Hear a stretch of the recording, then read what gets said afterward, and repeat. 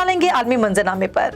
Mexican रियासत जाल्सको में खौफनाक बस हादसे में 14 अफराद हलाक और 20 जख्मी हो गए। गैर मुल्की खबरसां एजेंसी के मुताबिक बस बेरी प्रोड्यूस संघ कंपनी के वर्कर्स को लेकर जा रही थी कि हाईवे पर ब्रेक फेल होने की वजह से पहाड़ से जा टकराई। शदीद टक्कर की वजह से बस का अगला हिस्सा मुकम्मल तौर पर तबाह हो गया। हादसे में 14 अफराद जान की बाजी हार गए, जबकि जख्मी होने वाले 20 अफराद को तिब्बी इमदाद के लिए अस्पताल मुंतकिल कर दिया गया। यूक्रेन के शहर मारियोपोल में महसूर यूक्रेनी फौजियों के हथियार डालने का सिलसिला जारी है। आज भी 700 से ज्यादा एहलकारों ने हथियार डाल दिए।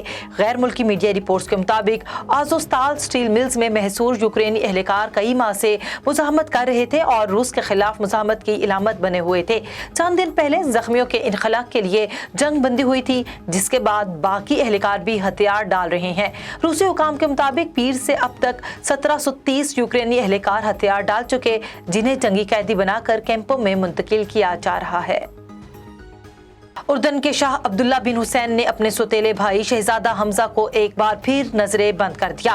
गैर मुल्की मीडिया रिपोर्ट्स के मुताबिक शाही महल से जारी हुक्मनामे के मुताबिक शहजादा हमजा के नकलो हमल, बातचीत और मेल मुलाकातों पर मुकम्मल पाबंदी आयद कर दी गई है। शाह अब्दुल्ला के खिलाफ बगावत की साजिश के इल्जाम में गुज़श्ता बरस भी शहजादा हमजा को नजरें बंद किया गया था। ताहम माफी मांगने के बाद उन्हें आज़ादी दी गई। शहजादा हमजा को शाह हुसैन ने अपनी जिंदगी में वली अहद मुकर्रर कर दिया था। ताहम वालिद की वफात के बाद शाह अब्दुल्ला बिन हुसैन ने 2004 में उन्हें वली अहदी से हटा दिया था।